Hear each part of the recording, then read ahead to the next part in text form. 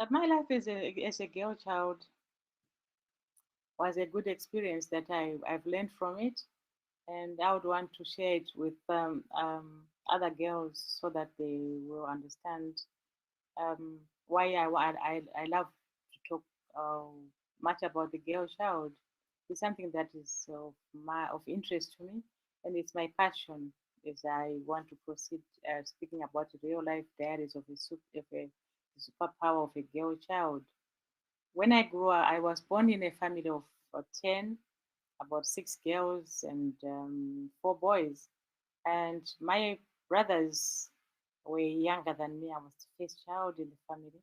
So my boys were like six, and that was it. But I would want to talk about it in a way that you will understand why my passion is about the girl child. Being a girl child in this family, my parents were working parents, right? My mom was, of course, she stayed at home, but she did a lot of things that she used to do. But my father worked until he was around 70. He still was going to work.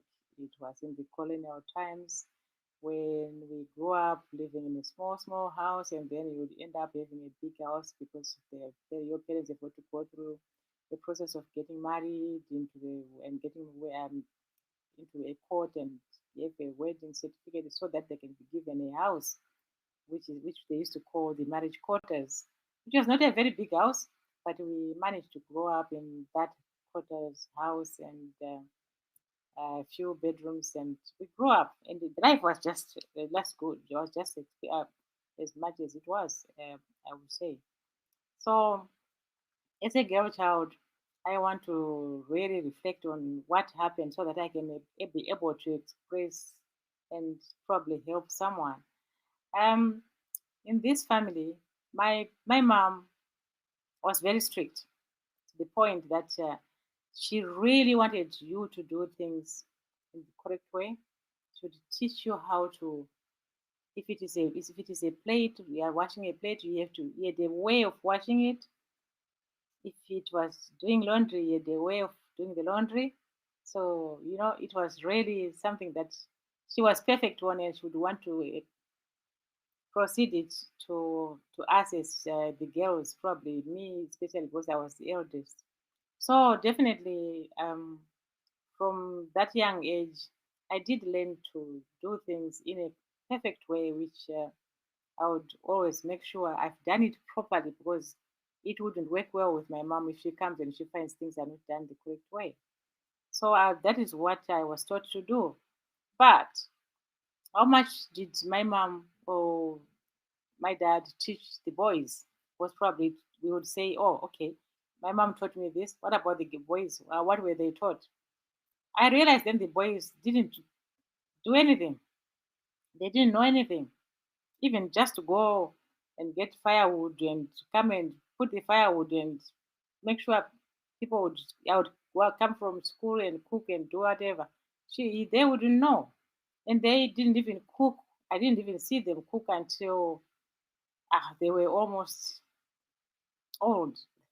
So yeah, that it was like that. And so when they because they used to see me do it, so they had this idea that if we follow what they used to see me do, they would do it. So yeah, they managed it, but life wasn't so easy for them as I can recall.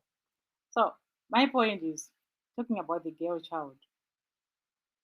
Many parents, like in so many cultures, it's not even about the African cultures. No, I've realized it because of staying in the diaspora. There are also communities that they don't send their girls to school for the sake of just not sending them to school, even if they have the resources. And the girl child also would actually negate on going to school and think, well, why should I? If I don't go to school, I can always find my way. I can always get a husband who will look after my kids, or I will just be a wife, a housewife. So many girls they do that, but I want to bring it out to the girls that life will not be easy. If things were just going to be as easy as all that, I think the world could be a better place. But I've realized that the girl child, either the boy child as well, we need to equip them with the basic life skills. I think that I don't know how to express that to to a point whereby parents would understand that you've got children. It's your duty to teach them to do the basic life skills, because when they go out there, they don't know where they are going, they don't know who they are meeting. I've realized quite a lot, and definitely very disappointing many times that the girl child is not being accorded the respect that she has to be accorded. The girl child is not respected at all. Boys, they don't respect their sisters. They go out there, they don't respect even the girls they meet in life. It is very unfortunate because many times they will end up divorcing this wife and getting to the next one and getting to the next one and getting to the next one. And then at the end of the day, he has got so many children who are all, we've got different mothers, and which is really hard for the children to grow up in that kind of a scenario. In so many ways, I've noticed that the boys or the children who are left with with either of the parents, they go through tough times. Sometimes, if one of the parents who is left with the children is not careful, because they need to be really protected. Those children, we have heard so many stories of uh, children separated with separated parents. They've got really dreadful stories which they tell. If they could write their letters, or if they can write their books, I'm sure the world would be a better place, because that would teach the parents to behave, starting from where the parents give birth to their children. They need to teach them how to behave, how to be encouraged and be supported to be empowered as well, so that in their future, their life is not messed up. Because many times the children are messed up. It doesn't matter whether they say boy, because definitely there are some parents who teach their boy child all the things that you would want to put in a box. You can tick one by one and one by one. You know that it will even um, happen. But if you don't teach your child, if you don't give your child the basic life skills, it's really hard for that child to go into the world, especially the world of today, where he has got to learn to live a life away from you as a parent. I'm sure a long time ago, parents we never used to know that we would travel to foreign lands and stay in foreign lands. We didn't even know that you would send your children. They were, of course, they were there who used to travel and go to foreign land, but there were not so many like now, that we find ourselves in so many lands. You go to any country, find there's a Zimbabwean there. It will be that time. I'm sure there were quite few who could manage, who could afford, because it was expensive, and we had no knowledge of coming. Was like those people were born my time. We were born in the colonial times, where our parents never used to earn a lot of money. But besides having to earn a lot of money, they still managed to send children to school. So, like in my case, I did go to school until to a certain age where I couldn't proceed, because my parents told me, "Oh no, we need to take care of the boy child, because the girl child, when you get to a certain age, the parents will also think, oh, she's grown up, then she can go away and get married, and then we get money," which is where my real issue comes in. When I think of the girl child, that you sort of miss a lot of things in life. Those basic ones, you miss them in that manner. Because, okay, yeah, you go to a point where you would think, okay, now I'm starting. I've been to school, so since I'm here now, I think I want to proceed. And then all of a sudden you find you cannot proceed.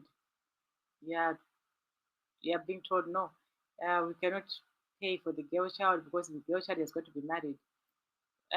Getting married or for a girl child, why should a girl child be given a marriage? Yeah,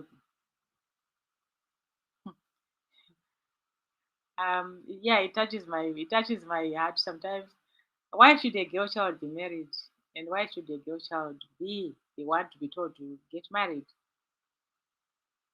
Because I thought we are both children. We both are equal. We both should also be empowered, sent to school. Whether if we are bright, of course, our time we didn't know much about some of these degrees which are being taken now, but there was definitely some things like being a doctor, by being a nurse, a teacher, a lawyer, a clerk, and whatever. Those were white collar jobs that we really appreciated and we really looked forward to them. Like in my case, I used to, when I go to a hospital, I would admire the nurse. I really loved the white uniform with white patches on the shoulders, a black belt, a red belt, a green, whatever, and those dookies which they used to put behind. I used to really admire them, and I did dream that one day I was gonna wear that uniform. That was my dream, but I didn't. I didn't get there. Um, Besides, I don't think I wanted to be a teacher. But now that I am my old age, I now find myself being a teacher. I now find myself being a counselor and counseling other children, other people. And this has come, it's a surprise to me because I didn't think I would be talking and um, sharing ideas which people can listen. I just decided maybe I will talk, but I don't know how I started to talk. And I was this shy person who would be always hiding behind other people. If there's anything, I'll be hiding behind. That was my nature, and that is what I thought I was, until finally I found my niche and I came out of my feathers. And definitely, this is something which I've always been dreading to speak or even to say something in front of other people because I always thought I wasn't good enough. I thought I wasn't good enough because even from the tender age of being a young child, and then I get married at my tender age as well as young. Wherever I went, how the husbands treated me, it was all, yeah, it was all down to being a girl. There was not much respect. I didn't get any. No matter how I was taught to behave, no matter how I was taught to be submissive, it didn't work until I realized then that I had enough, and then I moved out. And I want to believe that when you are married, and if you don't get the support that you need, and if you see that you are being abused, the right thing is you don't get yourself depressed. You don't get yourself into dire stress and start thinking of killing yourself because it's not worth it. If you've got your children, you are better off moving with your life because your children need you. Your life is important to you. It's only you who loves you, herself or himself. You cannot die for your wife. You cannot die for your husband. No,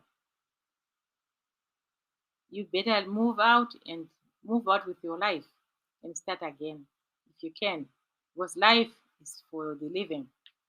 If you are not there, your children will not find you. Neither your parents will not find you. You won't be there. So as long as God wants you to be there, why not stay alive? You will find your purpose in life once you move out of that situation. It's always a good thing to move out and start again and start learning other things. Share with other people. Find your helper. Find your Rachel, find your Agnes, find your Peter to share with. Talk to someone. Don't get to a point where you hang yourself. I know life is not fair sometimes, but I hope you find um, the power to say no, the power to say yes, because there are things that you can say yes to, and also there are some things that you also should say no to, because it doesn't help if you don't talk um, about it yourself, because it's only you who goes through that pain. So I really want to talk about this, and I really want to go through this because it's something that I've always been finding very hard to swallow, especially when it comes to the girl child. I always think there's something more to this woman because wait, look at the woman. Look how women are created. Women are beautiful, right? And if you check even with their spirits, they've got good spirits. Of course, sometimes things can turn out the other way around, but I believe mothers are 95% they are good mothers. Maybe the other 5%, of course, it happens, but I want to think mothers are created to look out into the world. Mothers can look after a child who is not their child. Mothers can give you a plate of food, even if you don't have, but still, they are the worst people who are being trampled on. They are the people who are being pushed onto the edge. They are those people who struggle until they die. So I think the girl child should be given a priority. I want, I would love to see one day that the world recognizes a girl child and put the girl child in her proper position, or else the girl child should really fight for that position to be there. We have to fight for that position to be there for the girl child, to be empowered, to be given our position into this world because we all belong to the world. We are boys, we are girls, we are the children. We are both children despite our gender. We still have got to respect each other. If you marry a girl child, please respect her. If you are married to the man, please respect him and be in unity. If that unity is no longer there, there's no point staying in. Just leave and get out of that situation because it doesn't help you. You are better off out there in the world than being in a situation where it compromises you, it compromises your life, and you lose your life for no reason. So I wish the girl child to realize this before it's too late. I want the girl child or the boy child as well to notice when it is time to move out if you can before it's too late because it doesn't help you. I think for now I'll catch up later and we'll talk again in the next episode as we continue with the real life of a girl child. Then